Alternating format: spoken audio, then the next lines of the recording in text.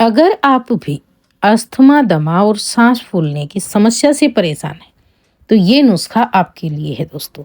सांस फूलने की जिनको भी तकलीफ होती है ना, उनको जो है ना हमेशा ही सांस लेने में जो है दिक्कत होती है, घबराहट होती है और साथ के साथ जब भी वो सांस लेते हैं ना, तो अंदर से सीटी जैसी आवाज़ आती है।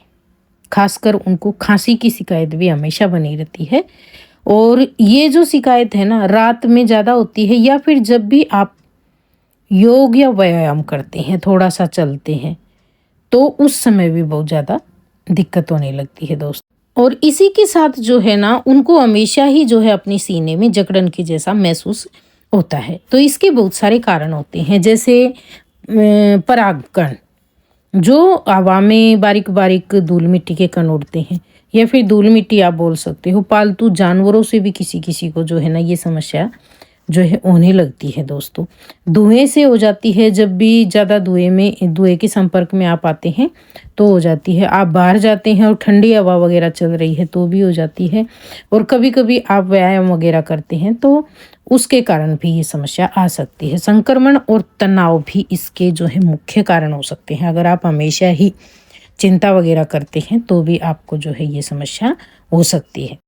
अस्थमा और दमा में आपको बहुत सारे लक्षण दिखाई देते हैं दोस्तों। जैसे सांस लेने में तकलीफ होती है ना, तो क्या होता है, सांस फूलने लगता है। खासकर जब आप थोड़ा सा ज़्यादा चल लेते हैं या सीढ़ियाँ वगैरह चढ़ते हैं या कोई भी काम करते हैं। और कभी कभी तो सांस इतना ज़्यादा फूलने लगता है कि आप बैठकर खाना खाते हैं या खाली बैठे हैं ना, तो भी आपको ऐसा महसूस होने लगता है कि सांस फूल रहा है। दूसरा, घबराहट होने लगती है, सांस छोड़ते समय सीटी जैसी आवाज़ आने लगती है।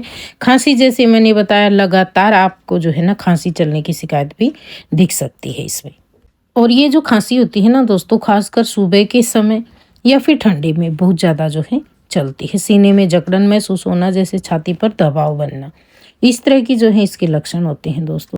तो आपको इनमें से कोई भी लक्षण दिखाई दे रहा हो या फिर आपको अस्थमा, दमा या सांस फूलने की शिकायत पहले से ही आपको पता है, ये है आपको, तो आप ये नुस्खा आसानी से ले सकते हो। जैसे अभी ठंडा मौसम है, सर्दियों का मौसम है, तो आपको बहुत ज़्यादा फायदा मिलेगा। हो सकता है पूरी सर्दियों में आपको जो है परेशानी बिल्कुल भी ना हो, अगर आप दिन में एक बार ये नुस्खा जो है आजमा लेते हैं तो।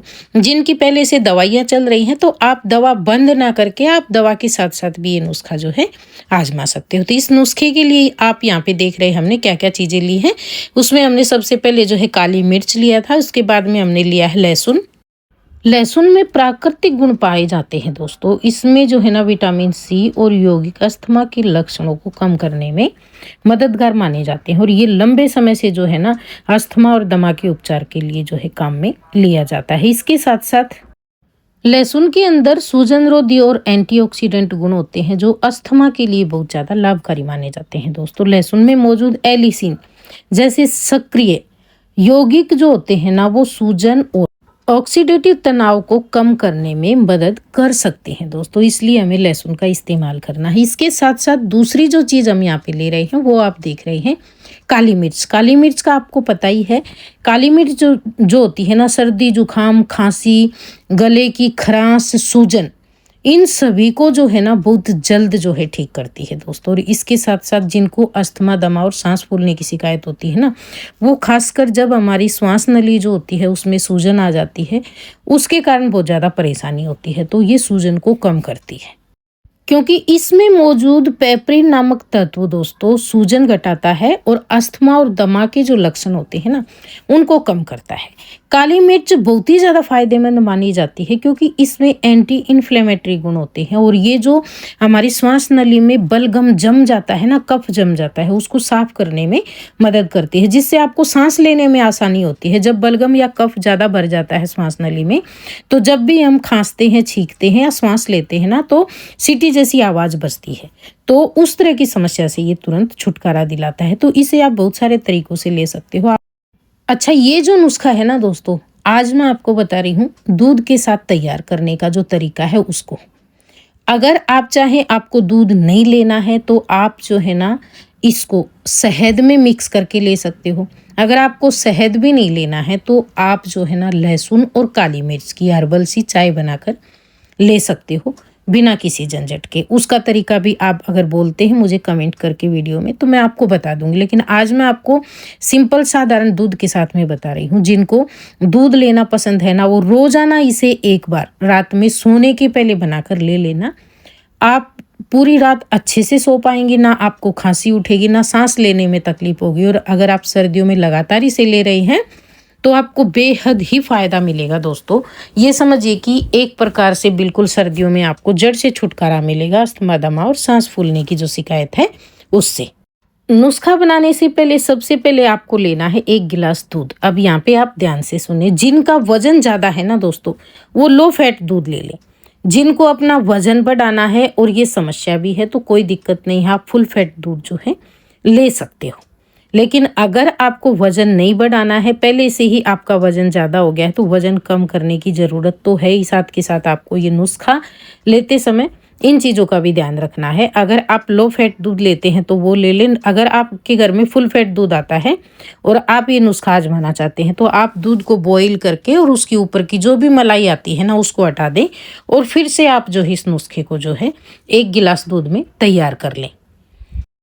नुस्खा तैयार करने से पहले आपको क्या करना है, जैसे दूध तो आपको गर्म करने के लिए रख देना है किसी बर्तन में डालकर, और उसके साथ साथ आपको क्या करना है, जो आप 1 लहसुन की कली लेंगे छिलका हटाकर और 5 काली मिर्च लेंगे।